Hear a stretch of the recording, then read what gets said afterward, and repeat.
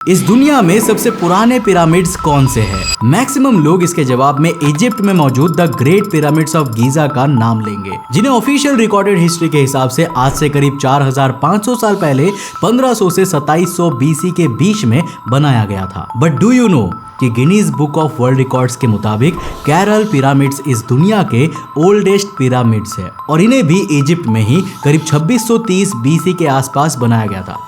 But what if I tell you कि ये दोनों ही जवाब गलत है और रियलिटी में दुनिया के सबसे पुराने पिरामिड्स इंडोनेशिया में मौजूद है, ना कि इजिप्ट में, जो 10,000 या 15,000 नहीं बल्कि 27,000 से भी ज्यादा साल पुराने हैं।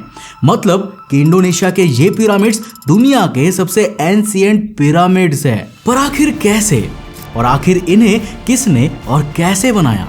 क्या इनके कंस्ट्रक्शन के पीछे किसी एडवांस सिविलाइजेशन का हाथ है जिसके बारे में हम नहीं जानते? वेल, आज के इस वीडियो में हम इसी के ऊपर डिस्कस करने वाले हैं। सो हेलो गाइस, मैं हूं कौशिक और चलिए शुरू करते हैं एक और नए एपिसोड को।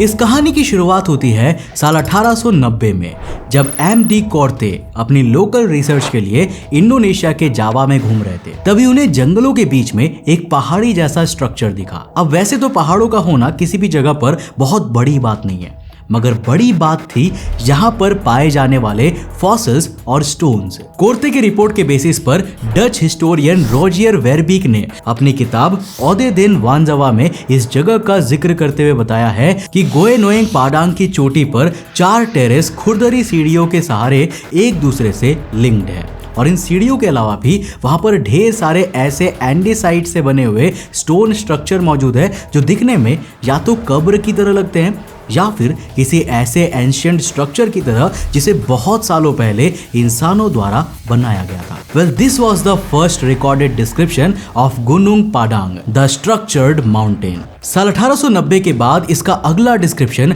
हमें मिला साल 1914 में डच आर्कियोलॉजिस्ट निकोलास जॉनस क्रॉम की किताब रापोटान वांदे आउडहाइट कुंदिगे डाइंस्ट में।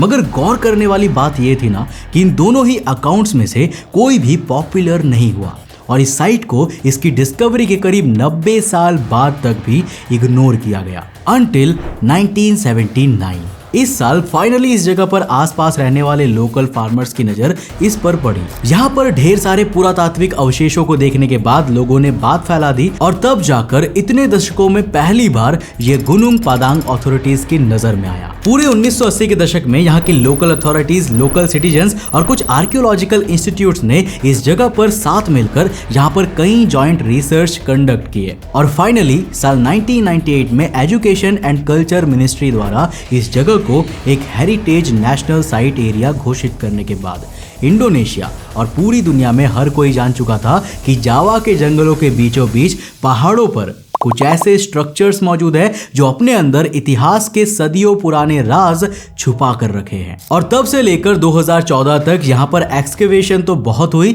पर ऐसा कुछ सब्सटेंशियल या धरती हिला देने वाला नहीं मिला जिसको लेकर इस स्ट्रक्चर की पूरी दुनिया में एक अलग पहचान बन सके।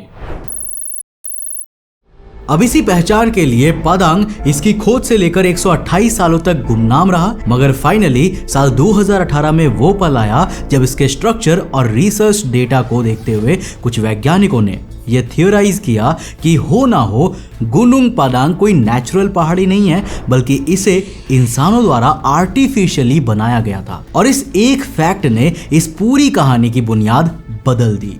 दुनिया भर से अलग अलग वैज्ञानिक अपनी अपनी मशीन्स लेकर आने लगे या फिर सैंपल्स को लेकर अपने देश जाने लगे, क्योंकि ऐसे किसी भी लार्ज स्केल स्ट्रक्चर का मिलना इस बात का सबूत है कि यहाँ पर सिविलाइजेशंस एक्टिव हुआ करती थी और उन्होंने यहाँ पर कोई ना कोई ऐसा कारनामा जरूर किया होगा जिससे कि इतने बड़े स्ट्रक्चर को क्रिएट किया जा सके। रिसर्चर्स कार्बन डेटिंग के लिए यहाँ से ढेर सारे सैंपल्स ले गए ताकि इंसानों की ट्रू सिविलाइजेशन हिस्ट्री को डिकोड करने में एक और कदम आगे बढ़ सके, मगर इतना कुछ खास उन्हें जानने को नहीं मिला। क्योंकि देखो, इनिशियल सरफेस पर कार्बन डेटिंग के रिजल्ट्स यही शो कर रहे थे कि उस लेयर की क्रिएशन 2000 से लेकर 1100 बीसी के आसपास हुई होगी, यानी कि आज से करीब 4000 साल पहले। अब इतने पुराने स्ट्रक्चर का इंडोनेशिया में मिलना तो एक खास बात थी, मगर इससे ज्यादा पुराने तो हमारे गीजा के पिरामिड्स है, जिस वजह से वापस से इनको तवज्जो मिलना कम हो गया।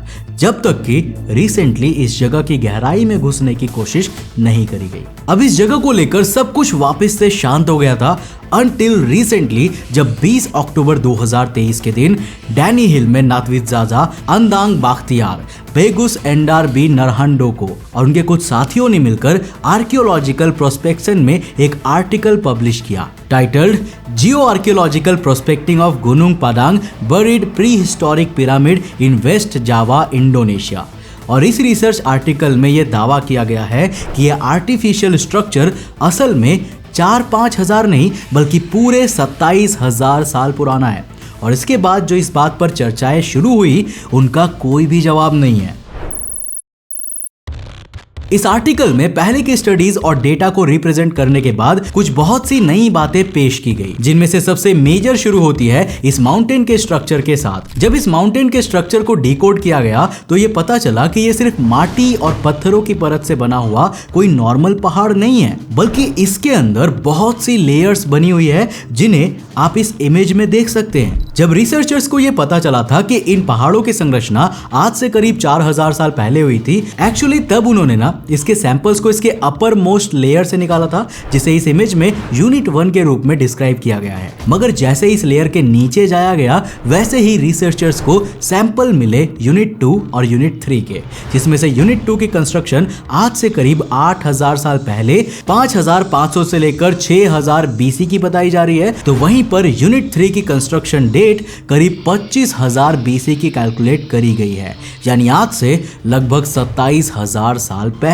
नॉट ओनली दिस, एंडीसाइट से बने यूनिट 4 के ऊपर यूनिट 3 की बनावट कुछ इस तरीके की बनी हुई है जैसे कि इसे किसी पिरामिड के शेप में कंस्ट्रक्ट किया गया हो। और चूंकि बाहर पड़े सारे मैन मेड ऑब्जेक्ट्स भी एंडीसाइट के ही बने हैं, इसी को देखते हुए वैज्ञानिकों का ऐसा मानना है कि सॉइल की इस मोटी लेयर के नीचे एक एंडीसाइट का पिरामिड छिपा हुआ है, जिसे ह्यूमन या फिर किसी एक्सटर्नल सिविलाइजेशन द्वारा आज से करीब 27,000 साल पहले बनाया गया था। और सिर्फ इसकी एजिंग ही इकलौती ऐसी चीज नहीं है जो इसे पिरामिड या फिर ओल्डेस्ट पिरामिड्स की लिस्ट में डालती है, बल्कि अंदर जाने पर इसमें बहुत सी ऐसी चीजें मिलती है जो इसके पिरामिड होने के आसार और ज्यादा बढ़ा देती है। फॉर एग्जाम्पल, जब टेक्नोलॉजी का इस्तेमाल करके इसकी 3D मैपिंग करने की कोशिश की जा रही थी तो रिसर्चर्स ने इस स्ट्रक्चर के अंदर कुछ खोखली जगहें देखी जो पॉसिबली किसी तरह का चेंबर हो सकता है, जैसा कि हमें दुनिया भर में मौजूद बाकी पिरामिड्स के अंदर देखने को मिलता है। अब अगर ये सच साबित हो जाती है ना,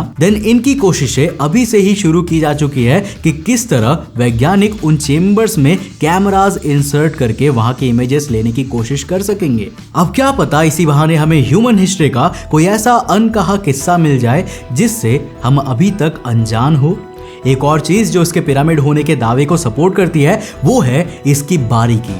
पॉपुलर मैकेनिक्स के एक आर्टिकल में इस बात को कोट किया गया था कि टेक्नोलॉजिकल रिपोर्ट्स में इस पिरामिड को मेटिकुलसली स्कल्प्टेड बताया गया है, मतलब कि ऐसे स्ट्रक्चर जिसे बहुत ही बारीकी और प्रिसिशन के साथ प्लान्ड तरीके से बनाया गया हो। एंड दैट अगेन ऐसा तो है नहीं कि ये यूं ही बन जाए, which is yet another proof of why these pyramids could not be the oldest pyramids in the world, बल्कि ये पूरी दुनिया में मौजूद ओल्डेस्ट आर्टिफिशियली क्रिएटेड आर्किटेक्चर हो सकते हैं। बीटिंग टर्की में मौजूद गोबेकली टेपे, जिन्हें आज से 10,000 साल पहले करीब 8000 BCE में बनाया गया था। वैसे आगे बढ़ने से पहले अगर आपको इस तरह के इंटरेस्टिंग वीडियोस पसंद आते हैं ना, तो आप हमें सपोर्ट कर सकते हो हमारे ऑफिशियल मर्चेंडाइज को खरीदकर। और पिछले वीडियोस को देखकर आप में से बहुत सारे लोगों ने हमें सपोर्ट किया है। अगर आप भी कर सकते हो तो आप जरूर करना, नीचे शॉप वाले सेक्शन में जाओ और हमारे कूल मर्चेंडाइज को जाकर खरीदो, जिसमें हुडीज एंड टी शर्ट्स है। आपका ये एक सपोर्ट अंतरिक्ष टीवी के लिए बहुत बड़ा होगा। और अगर आप नहीं कर सकते तो इस वीडियो को लाइक जरूर कर देना।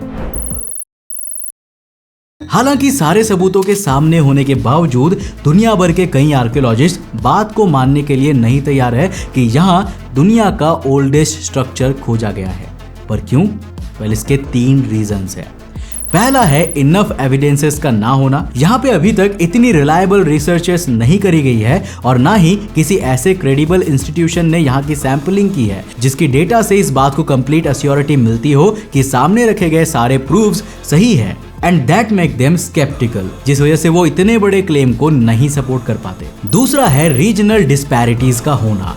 इस आर्किटेक्चर को डेटिंग के हिसाब से लास्ट आइस एज के पहले या उसके दौरान बनाया गया होगा, जो करीब 10,000 BC में खत्म हुई थी। अब देखो, ये वो दौर था ना जब हमारे पूर्वज हड्डियों से या फिर बहुत पुराने तरीकों का इस्तेमाल करके हंटिंग जैसी चीजें किया करते थे। और इस पिरामिड का एग्जिस्ट करना बेसिकली सबूत होना चाहिए कि पूरी दुनिया चाहे जैसे भी क्यों ना हो, जावा का ये हिस्सा बाकी दुनिया से ज्यादा एडवांस था ही था।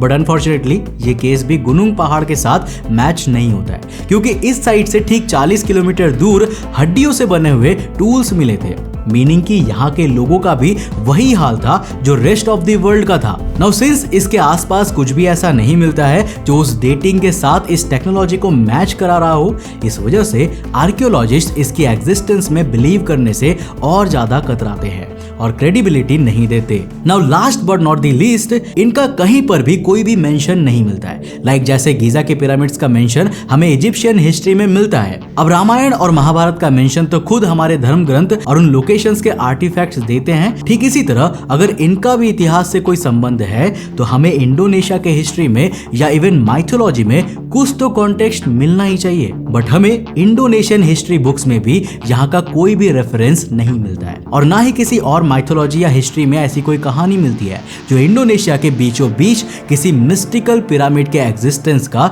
जिक्र करती हो। और बस यही वो 3 कारण है जो as a counter argument historians और आर्कियोलॉजिस्ट द्वारा रखे जाते हैं whenever it comes to calling Gunung Padang as the oldest pyramid in the world. However, इस पर आपका क्या राय है? क्या वाकई इसे किसी एडवांस सिविलाइजेशन ने या यहाँ के लोकल एंसेस्टर्स ने पत्थर का इस्तेमाल करके बनाया था, या फिर ये सिर्फ नेचर का एक और अनएक्सप्लोर्ड वंडर है? हमें नीचे कमेंट करके जरूर बताना। दोस्तों, मुझे उम्मीद है कि आपको ये वीडियो काफी ज्यादा पसंद आई होगी। अगर पसंद आई तो इस वीडियो को लाइक जरूर कर देना, और साथ ही साथ आप इस वाले वीडियो को जाकर देख सकते हो जिस पे हमने बात किया था कि अंटार्कटिका के नीचे आखिर ऐसा क्या रहस्यमयी चीज मिल गई है। जहाँ पे टैप करके इस वीडियो को देखो, बहुत ही इंटरेस्टिंग है।